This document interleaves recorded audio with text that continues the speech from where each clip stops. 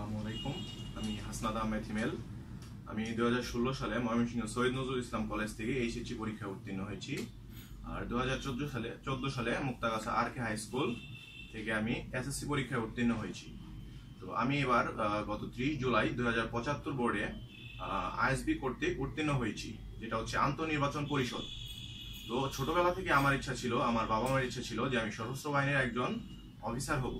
তো এক পর্যায়ে দেখা গেল যে যখন আমি এসএসসি পরীক্ষা শেষ করলাম, তখন আমার বিভিন্ন সার্কুলার হলো। তো সেই সার্কুলারগুলোতে আমি বিভিন্ন বাহিনীর বিভিন্ন বিভিন্ন সার্কুলারগুলো দেখলাম। তো সেখানে দেখার পর আমার ভিতরে একটা আশা জাগলো যে আমি একটা সুযোগ পেয়েছি যে বাংলাদেশ সশস্ত্র বাহিনীতে যোগ দেওয়ার।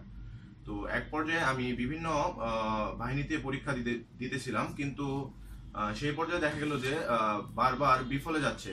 কারণ আমি এয়ারফোর্সে একবার দিয়েছি, সেখানে অনুত্তীর্ণ হয়েছি, আবার আর্মিতে দিয়েছি, সেখানে অনুত্তীর্ণ হয়েছি, কিন্তু আমি আশা ছাড়িনি। তো এই আল্লাহ তাআলার অশেষ রহমত যে তিনি আমাকে বাংলাদেশ নৌবাহিনীর একজন কর্মকর্তা হিসেবে সিলেক্টেড হওয়ার জন্য রহমত করেছেন। আমি গত 2075 বোর্ডে আইএসবি কর্তৃক নির্বাচিত হয়েছি, আর এই হচ্ছে আমার নির্বাচন কার্ড। তো প্রথমে আমি যেটা বলতে চাই সেটা হচ্ছে আইএসএসবি হচ্ছে একটা ভিন্ন রকম পরীক্ষা। তো আল্লাহর একটা রহমত ছিল যার জন্য আমি এই পরীক্ষা উত্তীর্ণ হতে পেরেছি, আর সেই ক্ষেত্রে আমার বাবা মার অবদান অনেক রয়েছে। আর তার পরবর্তীতে যে অবদান রয়েছে তার কথা আমি বলবো, যিনি হচ্ছেন আমার কারিগর,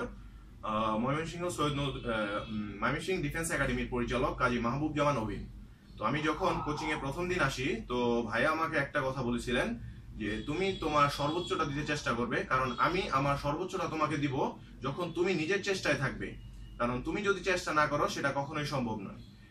ভাইয়ের একটা আন্তরিকতার ফলে আজকে আমি এই পর্যায়ে আসতে পেরেছি, আর উপরে তো আল্লাহর রহমত আছেই।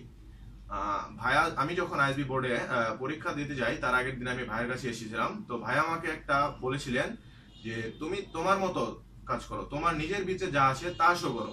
কারণ তুমি যখন নিজের ভিতরে কিছু শো করতে পারবে তখনই তারা তোমাকে জাজ করতে পারবে। তো ভাইয়ের সেই কথার অনুপ্রেরণায় আমি আইএসবি বোর্ডে গিয়ে নিজেকে সেভাবে উপস্থাপন করতে পেরেছি। তো যার ফলে আজকে আমার এই পজিশনে আসতে পেরেছি। তো ডিফেন্স একাডেমি হচ্ছে এরকম একটা প্রতিষ্ঠান যেখানে একজন ছাত্রকে শেখানো হয় কিভাবে 4 দিন আইএসএসবি তে সার্ভাইভ করতে হবে। তো আমি যখন প্রথম দিন ডিফেন্স একাডেমিতে আসি, তখন প্রথম দিন ভাইয়া যে ক্লাসটা নিয়েছিল সেটা হচ্ছিল আইকিউ আর পিপিটি টেস্ট। এটা হচ্ছে আইএসএসবি কর্তৃক প্রথম দিনের একটি পরীক্ষা, যেটা বলে স্ক্রিনিং টেস্ট। কারণ এই দুটা পরীক্ষায় যদি কোনো একটা পরীক্ষায় কেউ উত্তীর্ণ হতে না পারে, সে 4 দিন থাকতে পারবে না। তো ময়মনসিংহ ডিফেন্স একাডেমির যে সিস্টেমটা হচ্ছে সেটা হচ্ছে প্রচুর পরিমাণে আইকিউ আর পিপিটি, যার ফলে এই পরীক্ষাগুলোতে এত পরিমাণ প্র্যাকটিস থাকে যাতে করে সেখানে গিয়ে পরীক্ষার্থীরা কোনো ভয় পায় না। যার ফলে দেখা যাচ্ছে যে প্র্যাকটিসের ফলে অনেক তাড়াতাড়ি অনেক সুন্দরভাবে সে আইকিউ গুলো করতে পারছে। আর একটা বিষয় হচ্ছে যে আইএসবি সম্পর্কে যদি পূর্ব থেকে কোনো ধারণা না থাকে, সেই ক্ষেত্রে আইএসবিতে গিয়ে বিভিন্ন ধরনের সমস্যার সম্মুখীন হতে হয়। কারণ আইএসবি হচ্ছে একটা ভিন্নধর্মীমূলক পরীক্ষা। সেখানে মানুষকে বিভিন্নভাবে জাজ করা হয়। যেমন প্রথম দিন হচ্ছে সাইকোলজিক্যাল টেস্ট, স্ক্রিনিং টেস্ট, তারপরে হচ্ছে গ্রাউন্ড টেস্ট, তারপর হচ্ছে থার্ড দিন হচ্ছে আলাদা একটা ভিন্নধর্মী টেস্ট যেটা ইন্ডিভিজুয়ালি টেস্ট করতে হয়, আর ফোর্থ দিন হচ্ছে রেজাল্ট। তো প্রথম দিন যে এটা হচ্ছে সেটা হচ্ছে আইকিউ আর পিপিটিতে, যা এই ডিফেন্স একাডেমিতে আমি খুব ভালোভাবে শিখেছি। তারপর হচ্ছে সাইকোলজিক্যাল টেস্ট, যেটা দিয়ে নিজের ভিতর সাইকোলজিকে তুলে ধরা হয়। তো আমাদের কোচিং এর অভিন ভাইয়া যে কথাটা সবসময় বলতো, তুমি নিজের ভিতরে যা আছে সেটাকে প্রকাশ করার চেষ্টা করো, কোনো আর্টিফিশিয়াল লুক দেখাবে না। কারণ তুমি একজন মানুষ, স্বাভাবিকভাবে তোমার ন্যাচারালি যা আসে তুমি সেটাকেই শো করবে। তো আমি যখন আইএসবি বোর্ডে পরীক্ষা দেই তখন আমি নিজের মতো করে পরীক্ষা দিয়েছি, যাতে করে তারা আমার সাইকোলজিটাকে সুন্দরভাবে বুঝতে পারে। তো ডিফেন্স একাডেমিতে এছাড়াও আমি যেগুলো শিখেছি সেগুলো হচ্ছে গ্রুপ ডিসকাশন, এক্সটাম্পোর স্পিচ। কারণ গ্রুপ ডিসকাশনটা এটা খুবই ইম্পর্টেন্ট। এটা হচ্ছে দ্বিতীয় দিনের একটা পরীক্ষা। কারণ এটাতে জিটিও স্যার খুব ভালোভাবে লক্ষ্য করেন যে একটা ছেলে কতটুকু নার্ভাস ছাড়া ফ্লুয়েন্টলি কথা বলতে পারছে।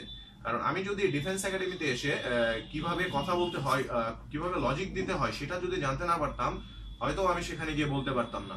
সেই ক্ষেত্রে অবিন ভাইয়ের গুরুত্ব অনেক বেশি, কারণ ডিফেন্স একাডেমি হচ্ছে এরকম একটা শিক্ষা প্রতিষ্ঠান যেখানে ছাত্রদেরকে খুব ইন্ডিভিজুয়ালি ইন্সপায়ার করা হয়, যাতে করে তারা পরবর্তীতে খুব ভালো করতে পারে। তো তো আল্লাহর অশেষ রহমত যে এক্সটাম্পোর্টসপি যে পরীক্ষাটা সেটাতেও এই আমি ডিফেন্স একাডেমি যেগুলো করেছি সেগুলো কমন পড়ে গেছে। তো একটা পর্যায়ে দেখা যাচ্ছে যে যখন একদিনের পর একদিন পার হচ্ছে,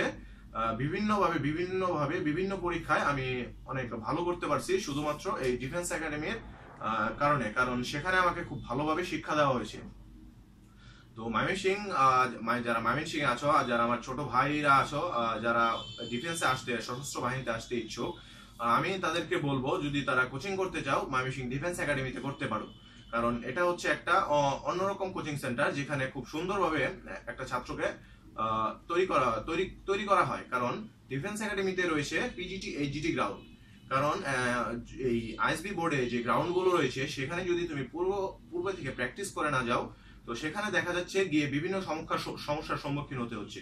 কিভাবে পিজিটি করব, কিভাবে কমান্ড দিব, কিভাবে তাদেরকে প্ল্যান দিব, তো এগুলো যদি না জানা যায় তাহলে খুব সমস্যার সম্মুখীন হতে হয়। তো আমি মনে করব যে এই দিক দিয়ে ডিফেন্স একাডেমি অনেক এগিয়ে। কারণ ডিফেন্স একাডেমিতে বিগত বছরগুলোতে লক্ষ্য করে আমরা দেখবো যে আমার বন্ধুরা, আমার অনেক বড় ভাইরা এখান থেকে পেরিয়ে গেছেন। তারা এখন বর্তমানে বিভিন্ন সশস্ত্র বাহিনীতে বিভিন্ন জায়গায় আছেন।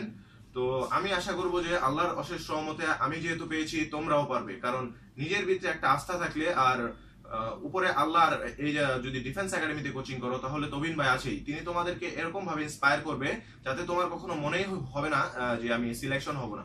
তো তোমার নিজেকে মনে করতে হবে যে আমি বাংলাদেশ সশস্ত্র বাহিনীর একজন অফিসার হব, তবেই না তুমি জীবনে উন্নতি করতে পারবে। তো সেই ক্ষেত্রে বলতে পারবো যে আমি যেহেতু আমি আমার বাবা মার একটা ইচ্ছা ছিল, তো আমি বাবা মার ইচ্ছাকে পূরণ করতে পারি, আমি নিজেকে গর্ববোধ করি। কারণ আমি মানুষকে তারা বলতে পারবে যে আমি আমার ছেলে একজন বাংলাদেশ সশস্ত্র বাহিনীর একজন কর্মকর্তা।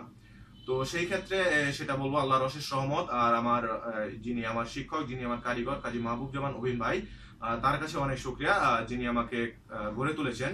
তো আমি আশা করব যে সবাই ভালোভাবে এই প্রিপারেশন নিবে, সশস্ত্র বাহিনীর জন্য উদ্যোগ হবে। আর আশা করবো যে ময়মনসিং ডিফেন্স একাডেমিতে যদি করতে চাও করতে পারো, এটা খুব ভালো প্রতিষ্ঠান। ধন্যবাদ সবাই।